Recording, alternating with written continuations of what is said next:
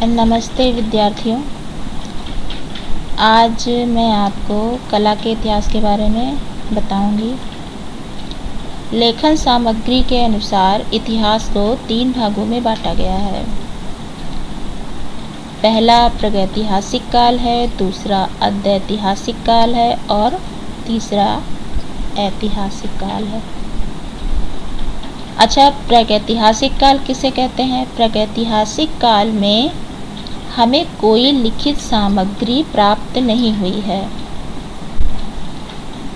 और जब कोई लिखित सामग्री प्राप्त ही नहीं हुई तो उसे पढ़ा भी नहीं गया है।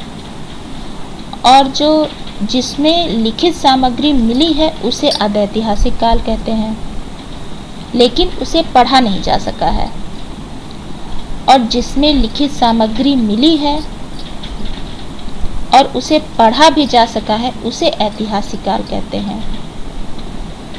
तो आपके क्वेश्चन पेपर में मतलब ऐसे आएगा कि आप प्रागैतिहासिक काल किसे कहते हैं, और जो भी ऑप्शन दिए होंगे उसमें ये लिखा होगा जिस काल में कोई भी लिखित सामग्री प्राप्त नहीं हुई है उसे प्रागैतिहासिक काल कहते हैं। उस पर आपको टिक लगा देना है। और अद्यैतिहासिक काल किसे कहते हैं, या आएगा कि जिसमें सामग्री तो मिली है पर उसे पढ़ा नहीं जा सका है, उसे क्या कहते हैं, उसे कौन सा काल कहते हैं? तो उसे अद्यैतिहासिक काल कहते हैं। और जिसमें लिखित सामग्री मिली है और उसे पढ़ा भी जा सका है उसे कौन सा काल कहते हैं? तो उसे ऐतिहासिक काल कहते हैं। अब जो प्रागैतिहासिक काल है उसके भी 3 पार्ट हैं, 3 भागों में बांटा गया है।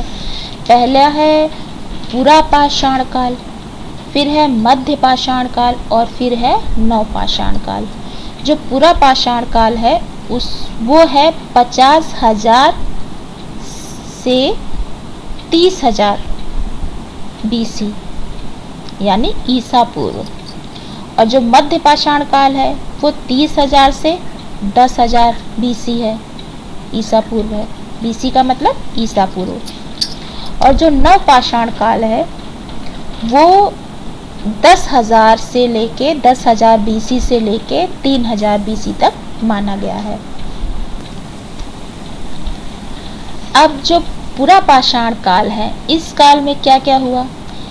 पुरापाषाण काल में मानव ने पत्थर, हड्डी व चमड़े के मोटे औजार जो है बनाता था। और भूगर्भ शास्त्रियों के अनुसार दक्षिण भारत का क्षेत्र सबसे प्राचीन क्षेत्र माना जाता है। पुरापाषाण काल के मनुष्य की जीविका का आधार शिकार था। पुरापाषाण काल का मानव क्वार्टी जॉइन नाम से जाना जाता था। पुरापाषाण काल में आग की खोज महत्वपूर्ण उपलब्धि थी।